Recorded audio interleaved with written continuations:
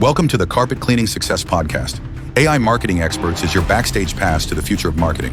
Hosted by a powerhouse crew of AI-savvy entrepreneurs, including John Clendenning, this weekly show unpacks the tools, trends, and real-world applications of artificial intelligence in digital marketing. It's Brad Kilgore here with America's Best Shops, and we have another jam-packed, exciting episode of AI Marketing Experts.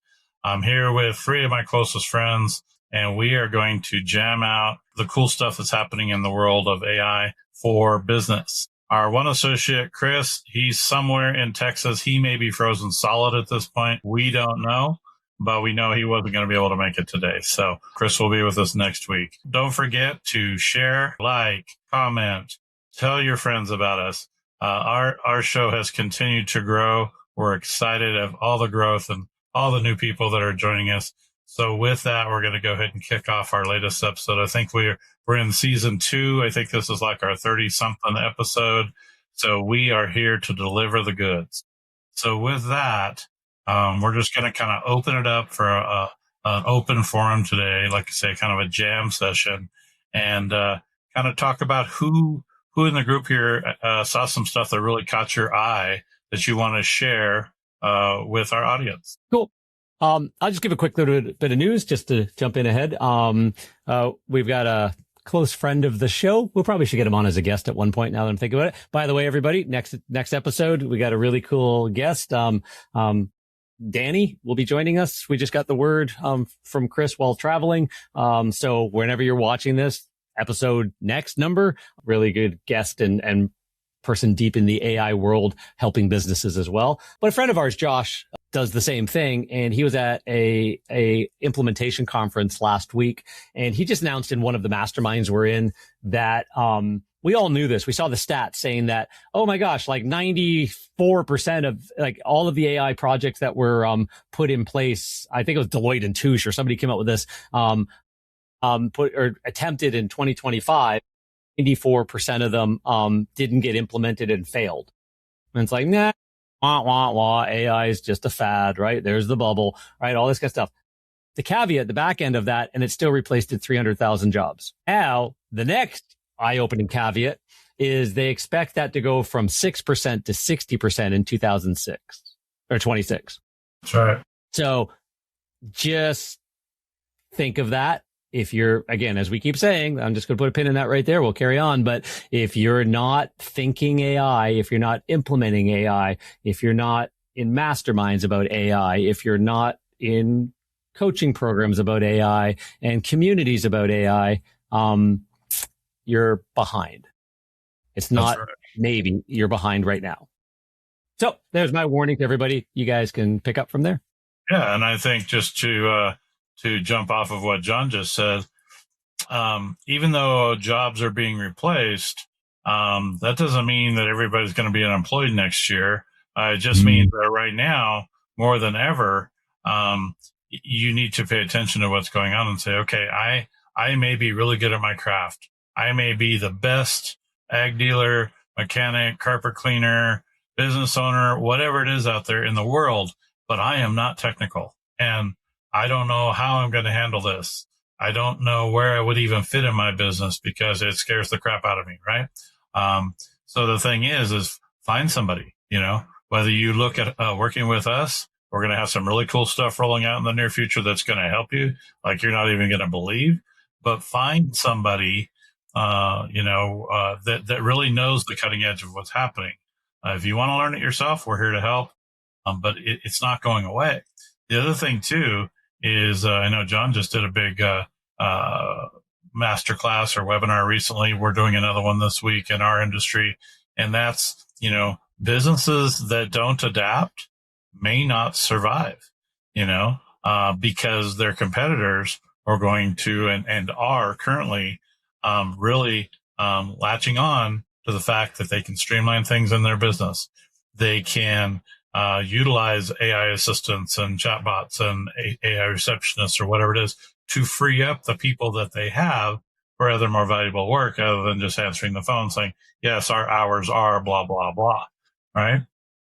So be aware that now is the time. If if only 6% or whatever percentage really grabbed onto things last year in the AI world, hold on to your hats, boys and girls, because 2026 is here now and it is going to explode. It is now everywhere you turn, almost every software, almost every, Amazon, every Google, everywhere you go, there's a new AI tool or an AI assistant or chatbot or whatever. It's everywhere. It's not going away. I'm even hearing people around me, friends and business associates and what have you, that were like last year, were like, oh no. Now they're like, oh wow, no, it's here. I'm seeing it everywhere. Brad, can you help me? Brad, tell me more. Brad, what's going on there? Because now everybody's waking up to the fact that this is not just next level. This is now. Yeah. So just to touch on the point about how there's so many businesses that are implementing AI right now. So if you're not, you really got to look at it, or you're going to be behind. But think about it just from this very boots on the ground kind of a way. We already know that when someone is looking for a service, when they're online and they're looking for something, they might make a phone call. Someone doesn't answer, they're going to go to the next one and the next one and the next one. They whoever answers, that's the company that gets the work, the job. But a lot of it doesn't have to be a human. It can be an AI receptionist that can answer, that can book the appointment, that can do all of those things. And that's okay too. It does not have to be a human. And so just implementing something, as big and as simple as that can make a big difference for a business. And the thing is that if you're not doing it, but your competitor is, then that's where the issue comes. So it's not, you can't just say, oh, I'm not going to use AI for my business and think that you're going to be able to compete still. This is a foot race. This is not an individual thing that, that businesses can do, and not think about their competitors. It's just, that's not how it works. And I'll just build on that, because if you're listening or watching and you're thinking, I just don't have time, then I'll even back it up one more step and say, what can you use? So when you walked into the office today, or you open up your laptop, or you open up your phone, where can you implement or start using AI naturally? So it may not be as big as, oh my gosh, I need to focus on having someone answer my phones just yet. It may be, I need it to reply to an email, and it would be as simple as, can you craft an email reply? And then we're big on human first. You want to go ahead and put your human in the loop, you refine it. But then all of a sudden, naturally, you're seeing AI start helping you with micro tasks that you found. And even if it starts saving you 15 minutes of time during your day, then you can start learning more about how to have your phones answered, or that AI assistance on your website, or having those different elements in more of your business, because now all of a sudden you're freeing yourself up from redundant tasks that are dragging, or time just sucking all the time out of your day. Sure. I want to show the clear separation right here as well in our comments, because Laura and I talk about human in the loop all the time, but we work with people like different types. Like I work with cleaners that they go out on site, and they're like, AI booking an appointment and being able to be the highest priced cleaner in your marketplace, really hard to do. You need a human in the loop to explain that. And in Laura's world, same idea. Brad, a shop, an auto shop. Yeah, by all means, here's my calendar. You're coming to me, book.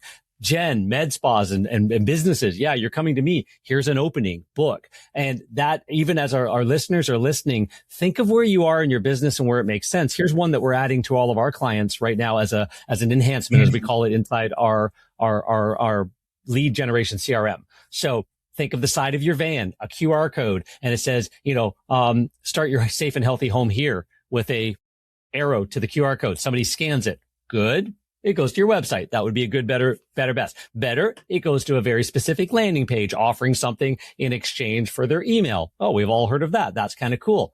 Best, starts a chatbot conversation with your AI chat. Boom, your chat opens up. Hey, thanks so much for scanning the QR code. What about that attracted your attention? You have a conversation, you go down a path. What are they interested in? Or you run a social media post about pet urine problems and say, hey, by the way, DM me with the word pets and I'll send you our pet urine recovery guide. Now that DM could be a real person having to type back and whatever. But no, in our world, what we're building out is, hey, thanks so much. I'll send that over. Give me your name. Give me your email. Oh, by the way, what is your pet urine problem? Let's talk about it. And the whole goal is not to book a job. It is to find out if they are a lead with a long-term lead that you need to drip on that nobody ever talks to, or a short-term lead. When that conversation, eventually you're going to be asking, the AI is going to be asking, and is this something you're looking to solve soon? Would you like to have somebody come out and do a quote on that for you? Not only is it a free quote, we give you this and this and this and this to show up anytime we find a happy new customer. So would you like our happy new happy new prospect kit and a free quote? Again, I'm a marketer. My brain just thinks of marketing. We just build them into our tools now because it's easier to build that they can go wide like that as well. So just wanted to put that in, that AI can go from a little to a lot really quickly. And if your competitors are doing that, and you're not even thinking that, get with somebody that already thinks that way. Yes, because I've been built on when you, like you said, as they scan, the CRM is collecting that information. So there's no more manually, okay, how do you spell your last name or anything? It's collecting all that. So that 24/7 salesperson mentality is collecting all that when that valuable assistant, valuable person at your front desk, valuable person, your sales team gets in for the morning, they can then see, okay, these conversations have happened overnight.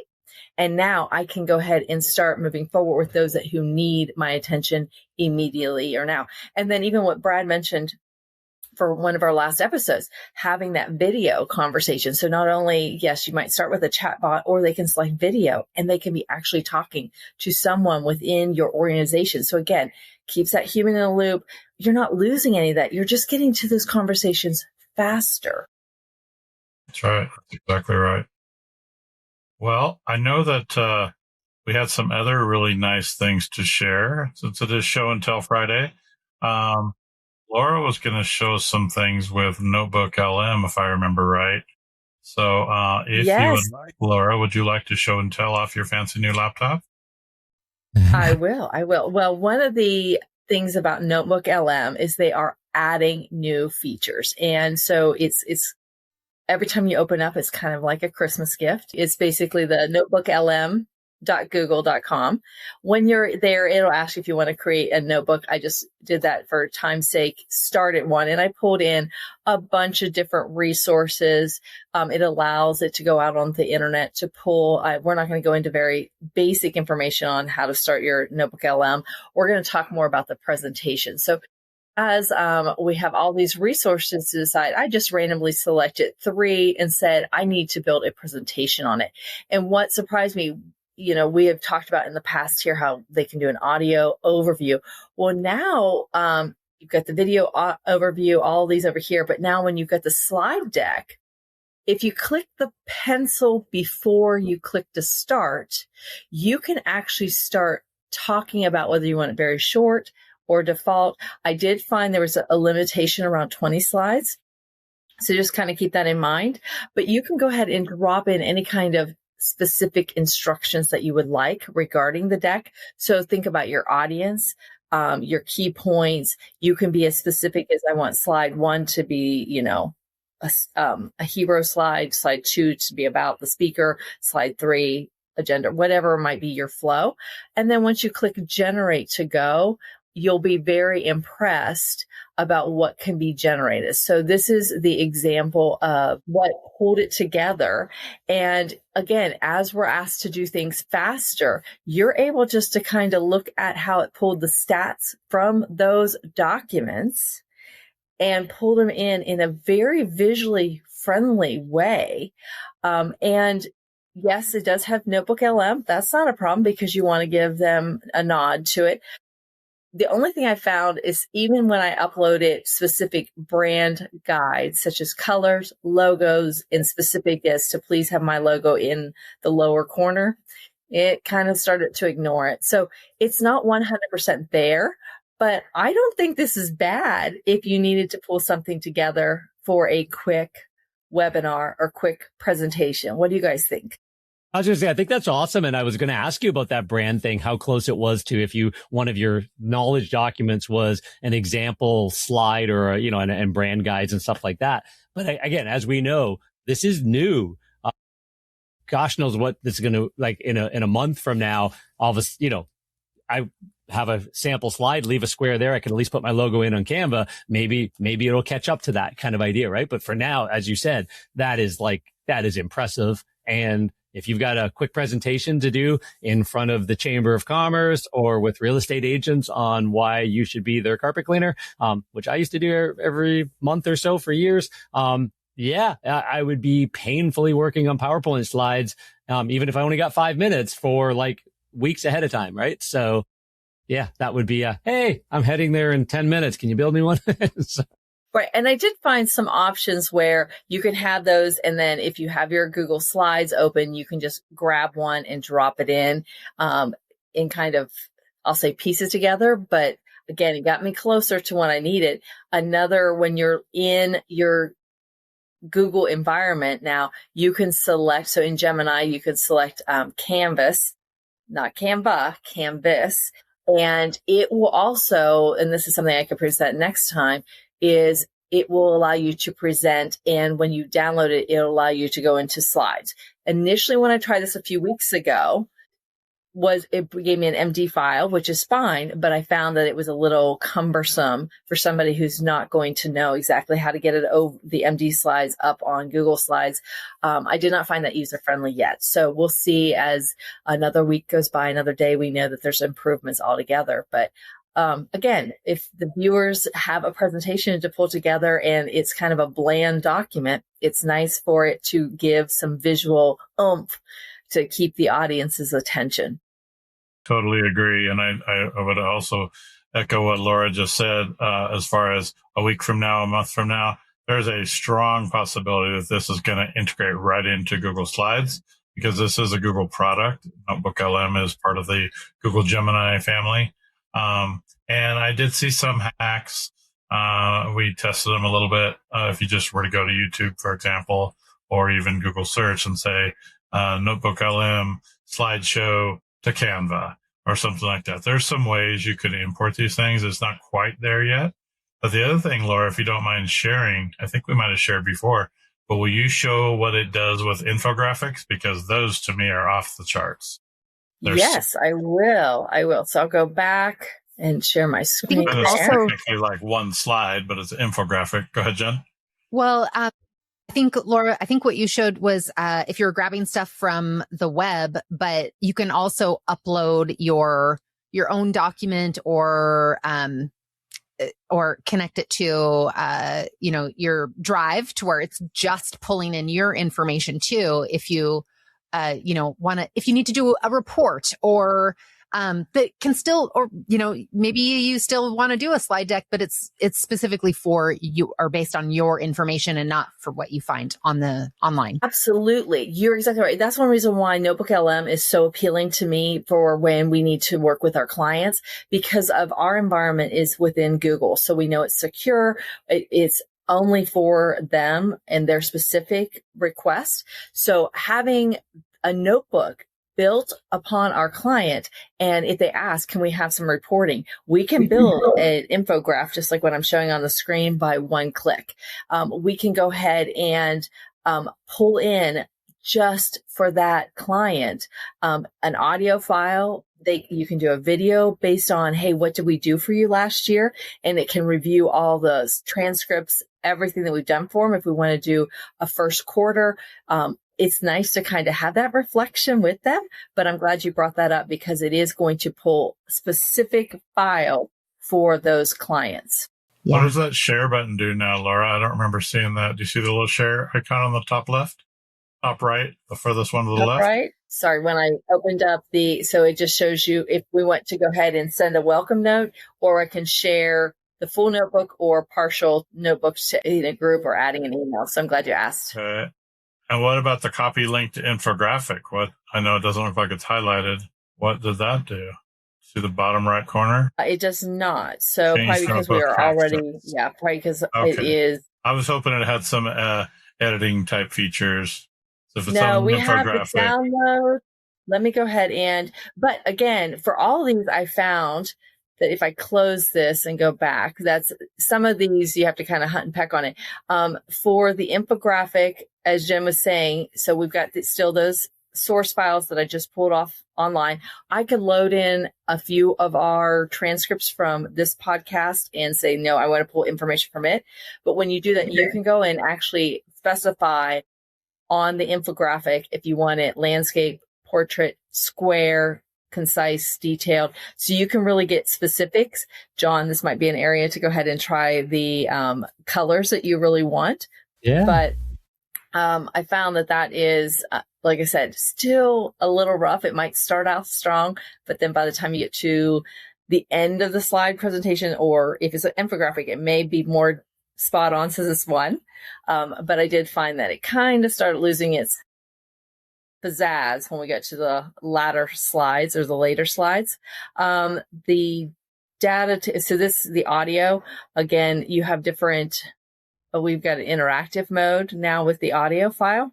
So that it keeps improving where you can actually, as it is going, providing the overview on those resources audio wise, you as a listener can say, well, I have a question, and actually interact with that podcast.